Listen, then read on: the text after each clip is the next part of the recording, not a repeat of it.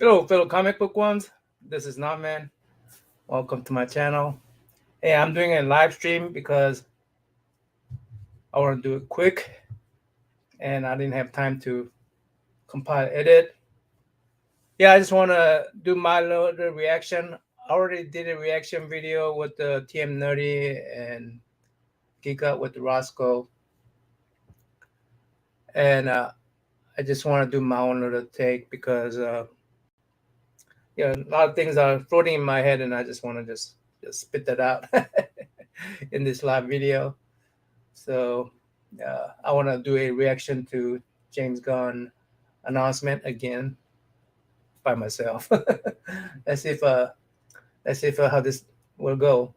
And this is being broadcasted on my 3 channels. So oh, what fun we're going to have together.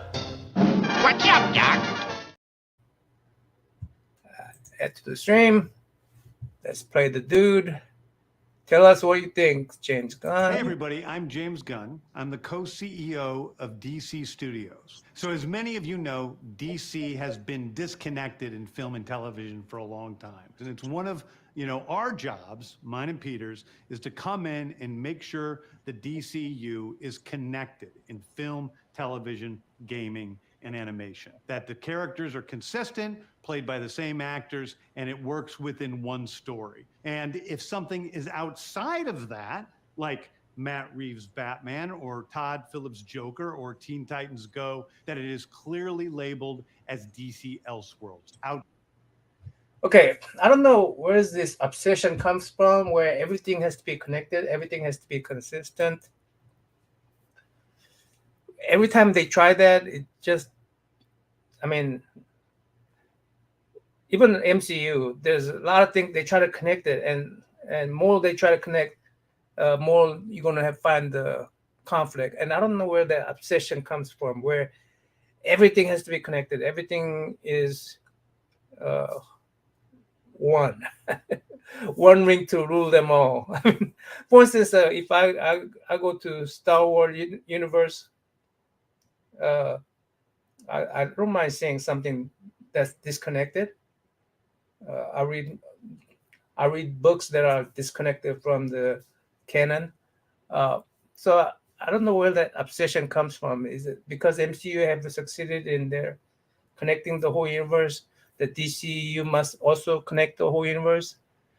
Uh, even as he's speaking about connection, he gives you this little outlet that says the Elseworld, you know. So I guess James Gunn wanted to say, hey, the things that I'm going to create right now is going to be all the continuity, and the things that that's not here is going to be elsewhere. This is what I'm getting out of it. Hey guys, I'm doing this quick live video. Evil Mike, thanks for listening, bud. And hey Perez, thanks for coming by. All right, so let's just continue. I just don't understand the obsession of everything being connected and why such a restriction. But we'll see. Outside of the mainstream DCU continuity. Now, Peter and I have gotten pretty lucky in terms of the 4 projects that are coming out over the next year. First, we have Shazam, Fury of the Gods. Shazam has always been off kind of in his own part of the DCU, so he connects very well. That moves directly into The Flash, a fantastic movie that I really love that resets the entire DC universe. Then to move into Blue Beetle, a fantastic film about a kid who's a marvelous part of the DCU, and then into Aquaman 2, which leads directly into our next few projects, which I'm going to tell you.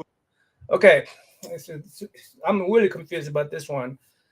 Shazam is in its own little thing, but it's going to connect to Flash. I'm thinking the Flash, the one that resets the time. Flash. Hey CJ, what's up?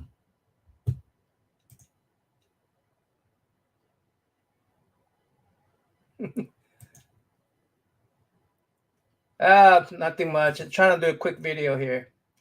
So, Flashpoint, right? Flashpoint happens. So there was Aquaman movie one, the Shazam movie one. By the way, I enjoyed both of those movies. I really like both of those movies. And looks like he's gonna keep the Flashpoint, and Flashpoint's gonna reset everything. Aquaman movie is gonna come in there. Is he gonna be reset? The Aquaman movie 1 and 2 is not gonna connect because Flashpoint reset. Now Shazam movie is right before the Flashpoint, right? Shazam movie is right before the Flashpoint. So resetting Shazam movie, I guess is the Shazam movie gonna have a third one and he's gonna restart, or is he gonna recast everybody? An Aquaman movie, is that like a 1 and 2 is different because it comes after the reset? So I'm really confused about that. Yeah, me too. I'm trying not to be confused, but I'm pretty confused about that. About now. So Peter and I, along with a group of very talented writers, have started to map out an 8 to 10 year plan of what DC 10-year plan, will be 8 to 10 year film, plan. television, and gaming. This first chapter is called Gods and Monsters. Gods and this Monsters. one I'm about to tell you Gods is a and part of the Monsters. first chapter. It's not the entire first chapter. The first project is Creature Commandos. Creature Commandos is an animated series. I've written it. I didn't know anything about this yesterday. Immediately I recognized, without even Googling anything, as a moviegoer, I recognized Frankenstein, Bride of Frankenstein, maybe Creature from Lagoon, that girl with the dome on her head. The rest of them I don't recognize who they are. Yesterday somebody mentioned that guy, G.I. Joe guy, is a Junkyard Joe or something like that. I don't know what this slimy guy is. I don't know what that skeleton guy is. This guy and the real human being looking guy, he looks like a warlord, the warlord character from. He looks like a warlord character from my. But I don't know who that is. Somebody mentioned that he might be somebody, but what I got out of this one is that James Gunn is trying to model the DCU to MCU, in my view. This is just my opinion. You don't have to agree with me. So, because the MCU is going in the route of trying to, bring their horror genre, like a werewolf, vampires. I forgot what the vampire's name was. Wesley Snipe movie. I forgot what that vampire was. And Dracula and Frankenstein, all that. So they going that route. So this is our answer to that. This is DCU answer to MCU's horror genre, with the looks like a little humor added to it. Probably James Gunn humor, right? So that's where I see it. I mean, I had no idea. I did look it up, the Creature Commandos on website, and the original story starts with this comic book, The Weird War. Yeah. So if you guys are specking, I bet this one skyrocketed. By the way, MintHunter did a very quick video on prices soaring on DC books. Even Swagger House, he just did a video, comic dealers erect statue of a James Gunn. I'll tell you about my experience here soon about comic price going up. But again, I talked about this with TM Nerdy and Geek Out with the Rosko. I'll provide their link below. Let's continue. All the episodes. Something we're going to do that's a little bit different at DC is we're going to have characters move into animation, out of animation, usually having the same actor play their voice as who plays them in live action. The next project up is Waller. This is a story of Amanda Waller, played by Viola Davis. Viola Davis is going to team up with members of Team Peacemaker. Oh, And this is a story that's been created by Crystal Henry, who did Watchmen, and Jeremy Carver, who created the Doom Patrol. It is a fantastic story that's out of this world, and I can't wait for people to see it. Okay, next up is the big one, the true beginning. so I'm glad that Peacekeeper is kept. I mean, this indicates Peacekeeper is kept, but why center around this lady? Was she that great of an actress, or I mean, or interesting character? I just thought she was a typical, behind the scene character, behind the curtain character, that controls everything, and she's not least bit interesting to me. I mean, she does contribute to the stories, but developing whole universe around her, that seems like a little overemphasizing her importance to me, anyway. Yeah. Who did Watchmen, and Jeremy Carver, who created the Doom Patrol. It is a fantastic story that's out of this world, and I can't wait for people to see it. Okay, next up is the big one, the true beginning of the DCU. This is called Superman Legacy. This is being written by me. I'm in the middle of it. I'm having a great time doing. Now, I noticed a lot of people don't equate this. I mean, he gave that visual right there. I just read All-Star Superman. I remember watching the animation movie All-Star Superman a while ago. It's a pretty good story, but it's not part of the canon. But a lot of people are not equating the comic book that derived from this animation. They're not equating that to James Gunn's story, or he'll get any kind of influence by it. But I feel like he'll borrow a lot from this particular book. He did say God and monster, and basically in this book, Superman does become essentially God. I mean, God that will. This is going to be a spoiler here for this book. He will eventually die. Maybe, but spiritually be alive in the sun. So,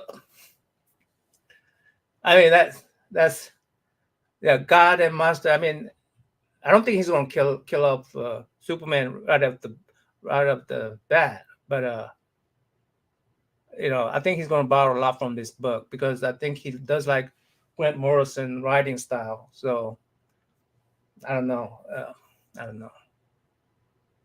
It, and Superman will be released into theaters July 11th, 2025.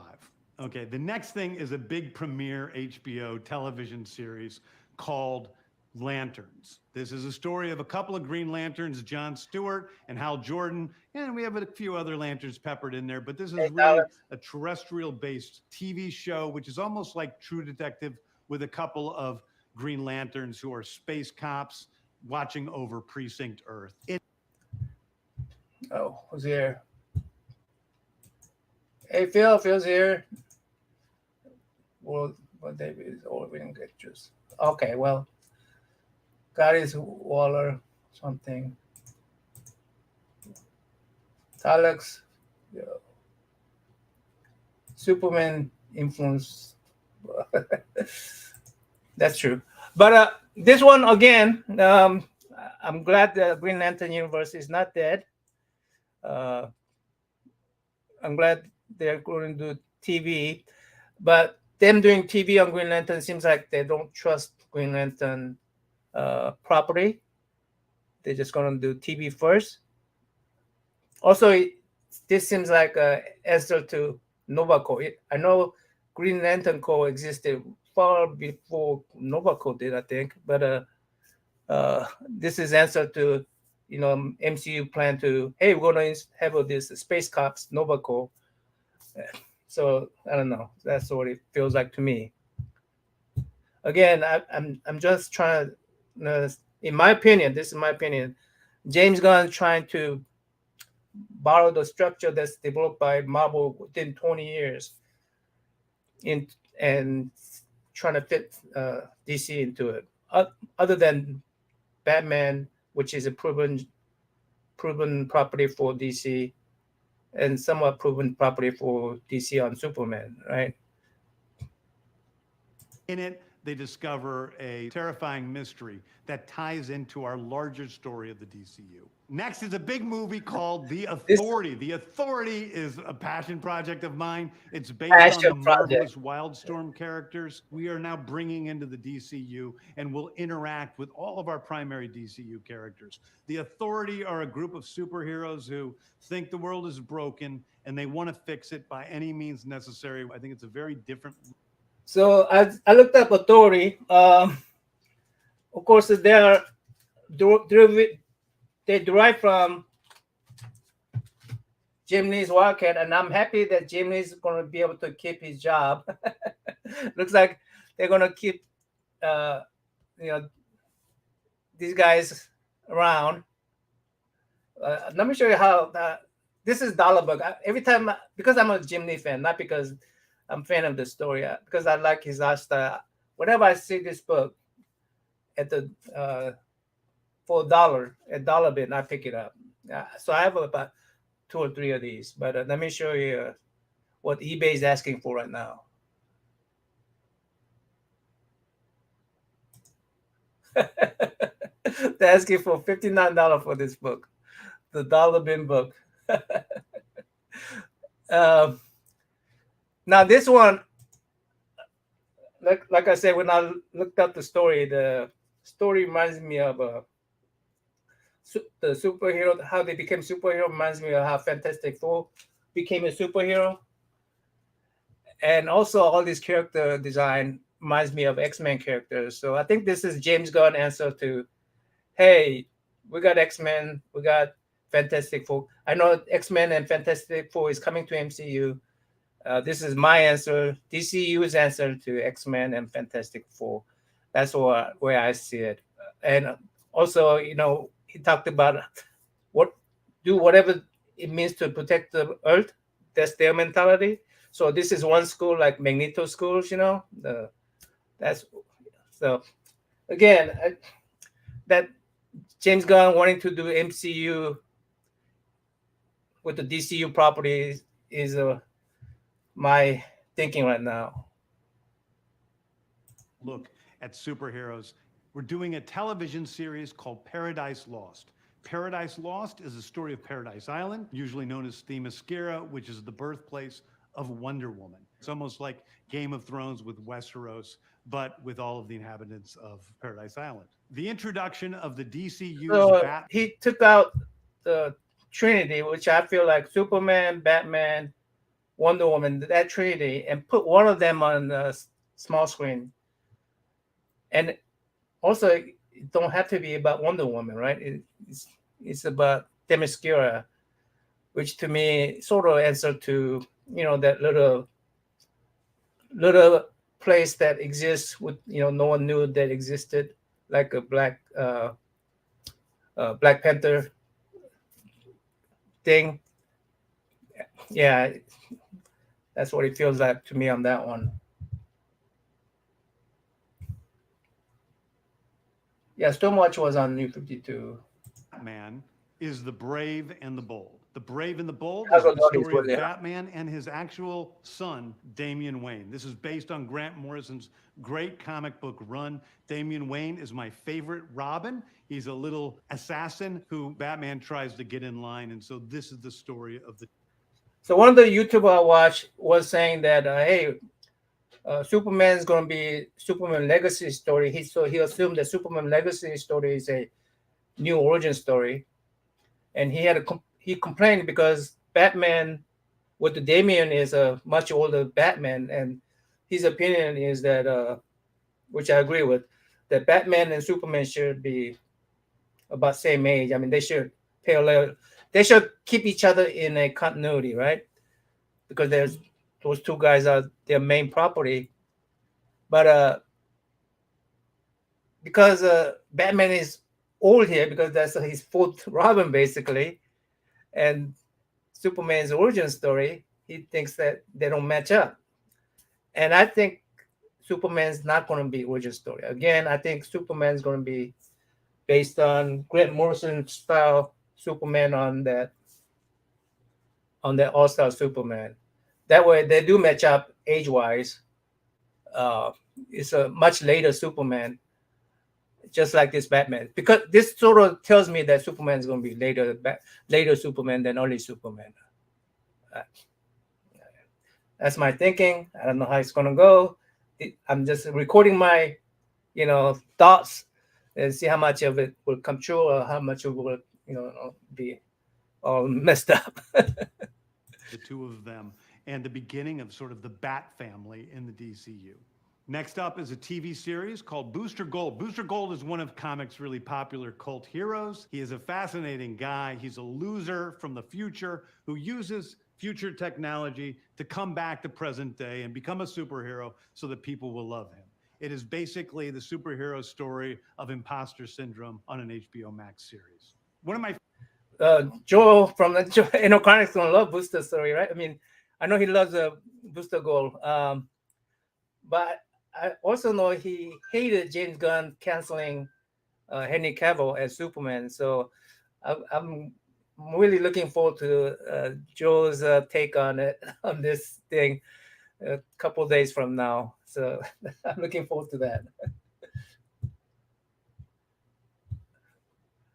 But also think this is an answer to this Booster Gold is answer to Deadpool. Understand Booster Gold breaks the fourth wall. He's more humorous guy, humorous hero, anti-hero, whatever you want to call him. And he mess with the time travel things to, fit his needs. So time traveler, shenanigan, all that stuff reminds me of Deadpool. So and humor and all that. My favorite comic book series from last year was Tom King's run on Supergirl, Woman of Tomorrow. And so we're going to turn that into a big science fiction epic film. Now, Superman is a guy who was sent to Earth and raised by loving parents, whereas Supergirl in this story, she is a character who was raised on a chunk of Krypton. She watched everybody around her perish in some terrible way. So she's a much more jaded character. And that brings me...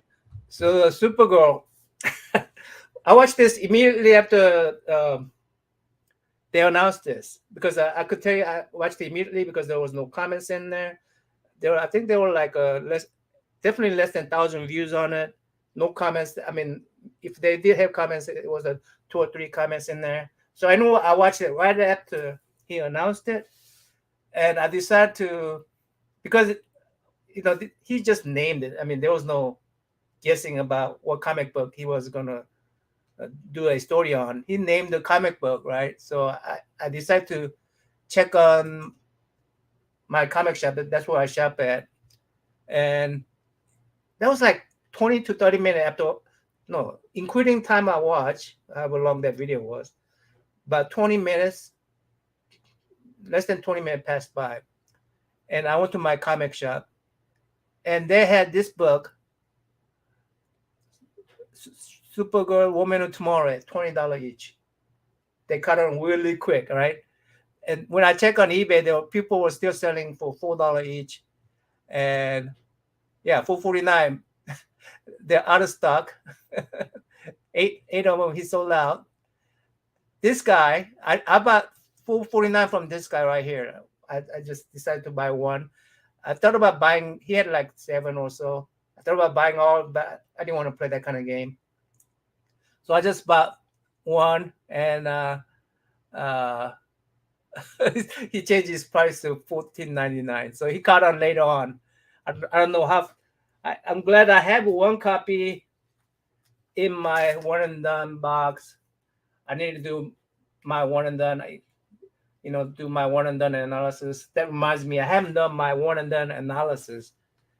A lot of these books I looked at, like this one, like I don't know if these books will be for Temescara thing. I don't know if they, but now it's forcing me to look at those books that are in my boxes Anyway, but it's interesting how prices quickly changes after this one The Swamp announcement. Thing, the last thing we're going to talk about, a very dark horror story in the origins of the monster who is Swamp Thing. And although it's totally outside of the rest of the DCU, it will still feed into the rest of the stories. Anyway, those are the stories that I can tell you. So let me. I wish I collected Swamp Thing when I was a little kid. I don't have any Swamp Thing books. I just have one from my. I pulled one from my one and done box. I have two short boxes with the one and done. That I wanted to do one and done with. I found one. Let me see. Remove this. This is a pretty cool cover, right? So this, I don't know what this genre is all about, but it does go from creature from lagoon to some kind of technology creature. Pretty good lenticular cover, but it is a New 52. So I really enjoyed leisurely picking up DC books, even key books at shops, at discount bins, dollar bins. After this, a lot of books that I enjoy picking up, I'm afraid is going to become a wall books, and that part I do not like. That part I do not like. I just want to be able to, leisurely pick up DC books because they are so-called undervalued. I think Marvel books are overvalued rather than DC books are being undervalued. But so yeah, I'm not gonna like that part. Uh, this guy is 56-year-old man. I'm 60-year-old man, right? Uh, he's he say everything is about story, but a lot of things that we enjoy also has to do with the nostalgia. And obviously, he doesn't have nostalgia for things that I enjoy, like for instance, Commandy or the Warlord. And I don't know how much he's gonna pull out of the what universe is that called? Uh, the alternate story, whatever the alternate story is.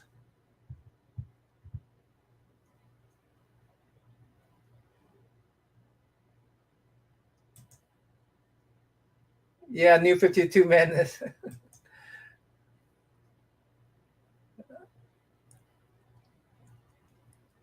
Yeah.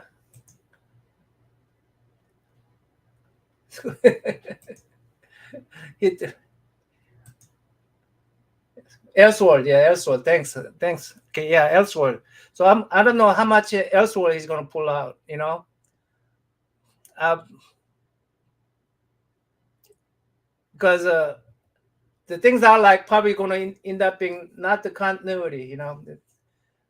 Not his continuity. He's gonna be out of. He's gonna have to dip into Elseworld bucket. I mean, this was always Elseworld. And I guess this one is sort of underground forgotten. I mean, and this guy being 56, how many of this type of character gonna come in my lifetime and feel my nostalgic need? As that's what I mean. I had a slight, very tiny hope when Aquaman came on that Aquaman will introduce the world in this Warlord book. Let me show you. I cannot pronounce this word. It's a Skataras. Skataras is a fictional hollow earth fantasy setting created by Mike Ware for the Soul and Sorcery comic book. Yeah. Yeah. And Commandy, they never really connected. Even if they tell a story about Superman, they make it sort of like a, yeah, like Ellsworth. They make it like a, they never directly connect Superman. This particular comic book, for instance, is they found this Superman uniform. Is he there or is he not there? Is he real or is he just a comic book story or some myth legend created by people from the past? So there's no real connection to our world. So it has to be elsewhere. But I don't know. I will have to. I would love seeing these kind of properties come to life. But I guess there's my kind of wants are always at the fringe. uh,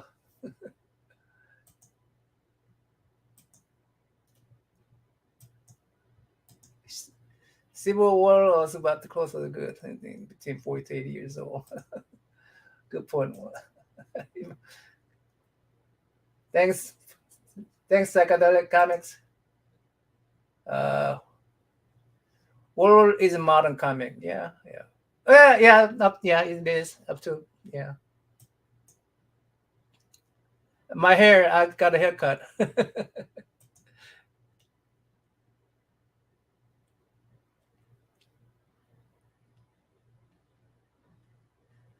Yes, that's true. But uh, even Warlord, even Warlord is a pull from the Middle Earth story that are from Pulp Fiction. You know, they all they all build on previous stories. I mean, we still have a Thor that are from Norse god, and we still have Hercules and Samson and all those characters that are mythical characters that we have modernized. So yeah. Hey, Sleepy Reader. Yeah.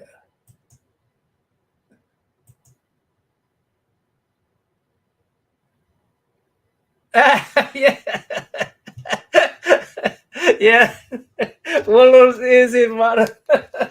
Warlord is in modern book, but I'm going to agree with the.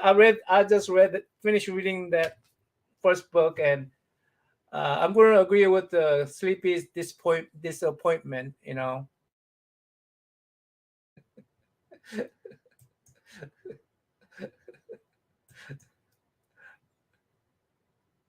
All right. Good night, Comic Journey. Good night. Well, this is about 30 minutes. I want to keep this at 30 minutes. I'm going to take off. I may make a live stream just to chat later on, but uh, yeah, I just created this live stream so that I could have my take and instead of editing all this stuff. So anyway, thanks for showing up, guys. Good night.